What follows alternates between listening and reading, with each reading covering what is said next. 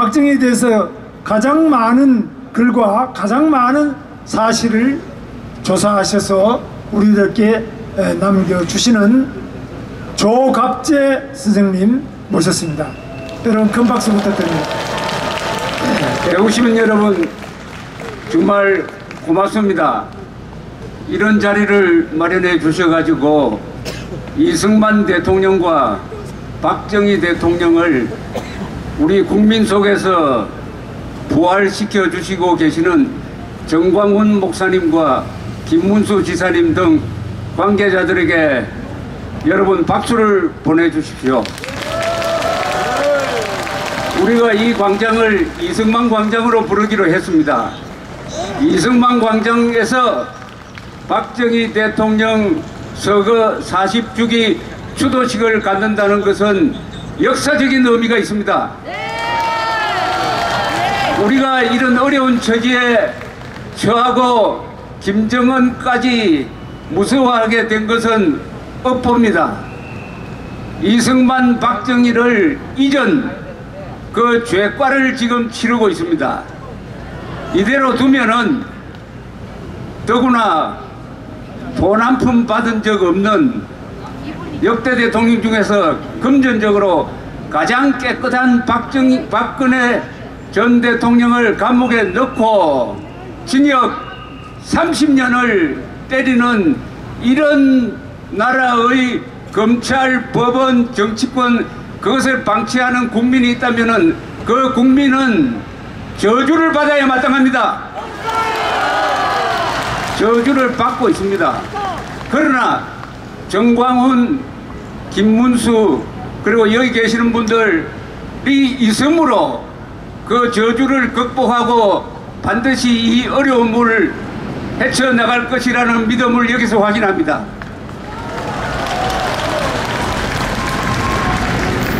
박정희 대통령과 이승만 대통령은 대한민국 70년의 30년을 주도했던 20세기의 가장 위대한 지도자입니다. 박정희 대통령은 이승만 대통령이 설계한 대한민국을 내실 있게 만들어서 건축한 우리 정광훈 목사님의 표현에 의하면 이승만은 설계자고 박정희는 대한민국의 시공자였습니다. 박정희라는 위대한 건설자가 만든 대한민국이 바로 여러분이 보는 이런 나라입니다. 문명국가입니다. 문명을 건설했습니다. 그런데 이승만 박정희를 땅속에 파묻기 위해서 이 광화문 광장에 이승만 동상이 있어야 하고 박정희 동상이 설 때 대한민국이 바로 서게 될 것입니다. 그러나 우선 이 광장을 이승만 광장이라 부르고 저 시청 광장을 박정희 광장이라고 부르면은 시작이 됩니다. 오늘 40주기 추도식은 슬픔의 장소가 아닙니다. 다짐의 장소입니다. 박정희, 이승만 두 사람이 바로 여기서 부활하고 있기 때문입니다. 그래서 제가 좀 목청을 높이고 있습니다. 돌이켜보면은 1979년 10월 26일 저녁 7시 45분 궁정동에서 김재규가 쏜 총탄을 가슴으로 받은 박정희 대통령은 비명을 지르지 않고 옆으로 쓰러졌습니다. 등에서 피가 샘솟듯 하고 있었습니다. 응급결에 시중을 들던 두 여인이 손바닥으로 그 등판에 대었습니다. 손가락 사이로 피가 샘솟듯 하고 있었다는 증언이 있습니다. 물었습니다. 각하 괜찮습니까? 박 대통령의 말은 응 괜찮아. 요게 이승에서 남긴 마지막 말이었습니다. 그 옆에 있었던 여인들의 증언에 의하면 무슨 뜻이냐? 난 괜찮으니까 자네들은 피하게라는 뜻이었다고 합니다. 신재순이란 여인은 마지막 박정희의 모습을 이렇게 표현을 했습니다. 체념한 듯 해탈한 듯 했습니다. 체념한 듯 해탈한 듯 했습니다. 그 말이 저는 아주 오래 남았습니다. 가슴에 총탄을 받고도 난 괜찮아라고 했다. 그런데 박정희야말로 난 괜찮아 세대의 대표입니다. 1910년대생, 1920년대생, 1930년대생은 인간으로서는 견딜 수 없는 고통을 겪으면서도 난 괜찮으니까 이버릇처럼 너희들은 잘해. 너희들은 열심히 공부하고 도시로 나가서 출세하라. 그리하여 나라에 이바지하라. 가족을 위해서, 이웃을 위해서, 나라를 위해서 희생한 세대들이 난 괜찮아 세대입니다. 박 대통령의 말로 난 괜찮아 세대의 챔피언입니다. 박 대통령으로 대표되는 우리의 선배 세대들에게 박수를 보냅시다.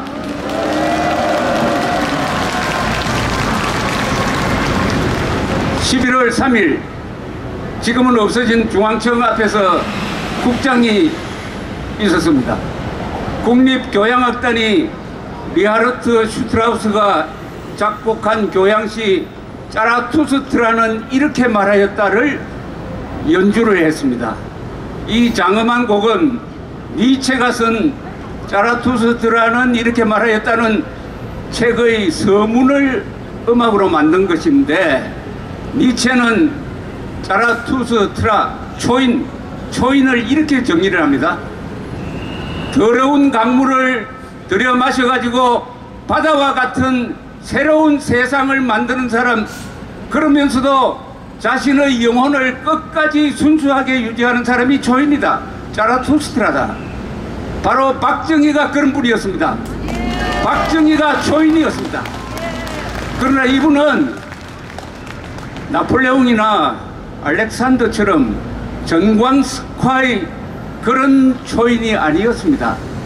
부끄럼 타는 눈물 많은 여러분과 똑같은 그런 서민형 초인이었습니다.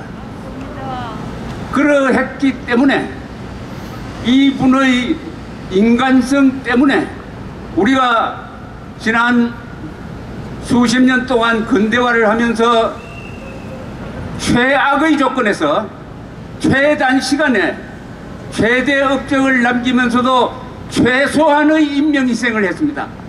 최소한의 인명희생. 이 정도의 거대한 변화를 몰고 오려면 다른 나라 같으면 몇십만 명이 죽습니다. 북한에서는 500만 명을 죽여도 아직도 이 밥에 고기국 타령하고 있지 않습니까? 그런 김일성과 최소한의 희생으로 이런 나라를 만든 박정희를 비교하는 것은 천사와 악마를 비교하는 겁니다. 그런데 그 악마에게 영혼을 판자들이 지금 권력을 잡고 있습니다. 맞습니다. 지난 40년간 나쁜 사람들이 박정희를 깎아내리기 위해서 도끼질을 했습니다. 톱질도 했습니다. 그러나 이 박정희란 나무는 깎아내리려고 할수록 더 커집니다. 이제 박정희는 20세기의 가장 위대한 지도자로 객관적으로 자리매김되고 있습니다. 대한민국만 빼고 다 이승만 박정희의 개발 모델을 가장 성공적인 후진국 모델로 삼아서 열심히 공부하고 있습니다. 오늘날 대한민국 국민 어렵게 된 것은 이승만 박정희에 대해서 무식했기 때문입니다. 그리고 배은망덕했기 때문입니다. 맞습니다. 2017년은 박정희 대통령 탄생 100주년이 되는 날이었습니다. 해였습니다.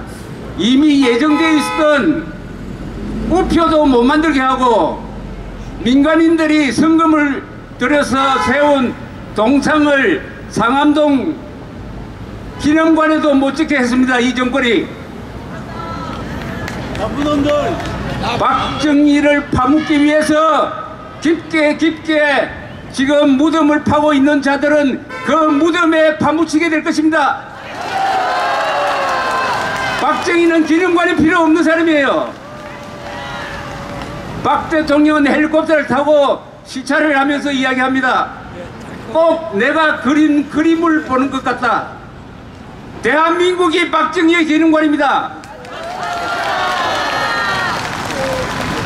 박정희 대통령을 기억하는 국민들 한 사람 한 사람이 다 박정희 기록관이에요.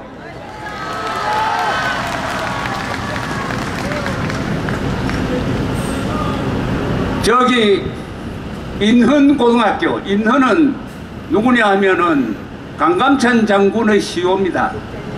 인헌고등학교에서 못된 교사들이 학생들에게 반일선동 구호를 강제하고 박정희가 경제발전했다고 하면은 그 학생들을 공개적으로 면박하는 데 대해서 고등학생들이 들고 일어났습니다. 고등학생들이 들고 일어나는 것은 4.19 이후 처음입니다. 고등학생들이 들고 일어나면 나라가 바뀝니다. 결국 이영훈 교수가 쓴 종족 반일주의에 반대해서 어린 영혼들이 들고 일어나고 박정희를 부정하는 데 대해서 어린 영혼들이 행동한 거 아니겠습니까? 박정희 정신이 고등학생으로 이어지는 것 아닙니까?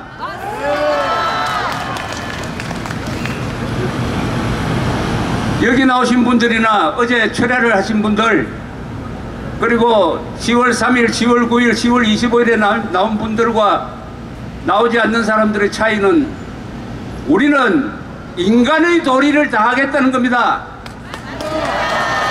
고마운 분들의 마음을 기억하고 그것을 가르쳐서 그분들이 만든 이 근사한 나라를 망치지 않고 그대로 전해주겠다. 보수라는 것은 뭐냐? 죽은 사람과 살고 있는 사람과 태어날 사람들을 이어주는 효도를 하는, 충성을 하는, 인간의 도리를 하는 사람들이 지금 여기 모여 있습니다. 인간 도리를 하지 않는 사람들과 대결하는데 그것을 진보, 보수, 뭐 좌우 이렇게 좀 어렵게 설명하고 있을 뿐이라고 생각을 합니다. 어쨌든 이제 이승만, 박정희가 살아나고 있습니다. 이승만, 박정희 두 문명 건설의 챔피언이 이제 대한민국의 수호신이 될 것입니다. 이 수호신이라고 하면은 이 종교를 믿는 특히 기독교인들은 싫어하는데 수호신 하느님이라는 뜻은 아니고요. 우리의 수호신적 존재로서 우리가 어려울 때, 우리가 앞이 막혔을 때 이승만, 박정희는 뭘 했느냐? 두 사람이 뭘 했습니까? 공산당에게 이겼습니다. 여러분 자부심을 가져야 됩니다. 아시아 대륙에서 공산당과 싸워서 자유를 지킨 사람들은 대한민국 국민밖에 없습니다. 공산당에게 다 졌습니다. 장개석도 져가지고 대만으로 쫓겨갔습니다. 월남은 벽화되고 말았습니다. 한국만이 공산당과 싸우고 권위주의 정권과도 싸워서 자유를 쟁취했습니다. 일본 사람들이 누리고 있는 자유와 질적으로 다릅니다. 일본 사람들은 메가드 사령부가 선물한 자유를 잘 키워가고 있는데 우리는 피투성이가 되어서 이 자유를 쟁취했으니까 이 자유를 지킬 자격과 능력이 충분합니다. 기독교가 먼저 문재인과 김정은에게 선전포고한 것 아닙니까? 그래서 오늘 이 40주기는 저는 아주 뿌듯한 마음으로 맞이하는 바입니다. 어제 국민대회에서 국민혁명 공약을 채택을 했습니다. 국민혁명 공약이라는 장병을 우리 정광훈 목사님께서 근사하게 해주셨어요. 5.16 군사혁명 공약이 있습니다. 이것은 조국 근대화와 민족 중흥의 비전을 밝혔습니다. 국민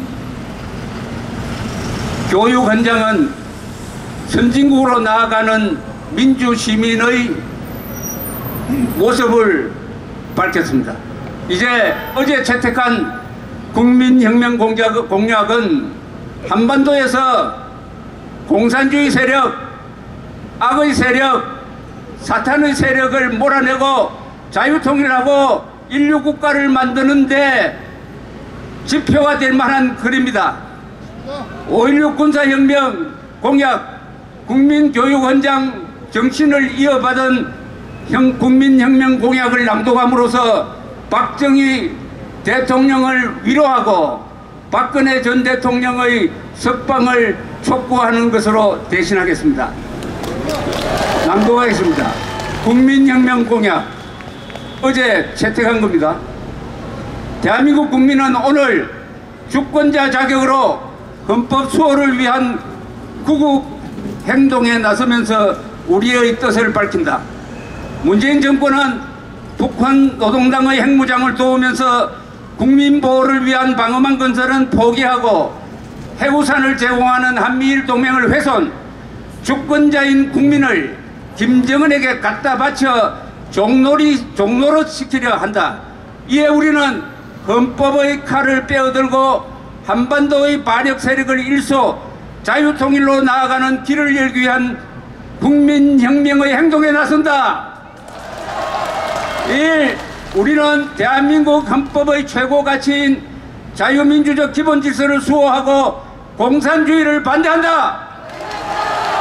2. 우리는 북한 노동당 정권과 촛불혁명 세력을 자유의 적, 헌법의 적, 국민의 적으로 규정한다. 3. 우리는 문재인 정권의 헌법 유린 행위를 정권에 의한 반역으로 간주하며 헌법의 권능으로 단죄할 것을 다짐한다. 4. 우리는 국민이 헌법 유린 행위에 저항하고 헌법 수호에 나설 때 이를 정권이 탄압하는 것을 국헌문란의 내란죄로 규정한다. 5. 우리는 국군이 헌법 제5조의 국가안전보장과 국토방위의 신성한 의무를 다할 것을 요구하며 이를 방해하는 세력이 있다면 헌법의 적으로 다룰 것이다. 6. 우리는 국민이 나라의 진정한 주인이 되는 국민혁명으로 우리의 생명, 재산, 자유를 지켜내고 자유통일을 이룩하여 세계 평화에 이바지함으로써 헌법 제1조의 명령인 한반도 전체의 민주공화국을 완성한다. 태극기로 뭉치고 헌법으로 싸우고 진실로 이기자. 대한민국 만세, 국군 만세, 자유통일 만세. 감사합니다. 예, 감사합니다. 조갑재 선생님께서 또 국민혁명 헌장까지도 발표해 주셨습니다. 다음은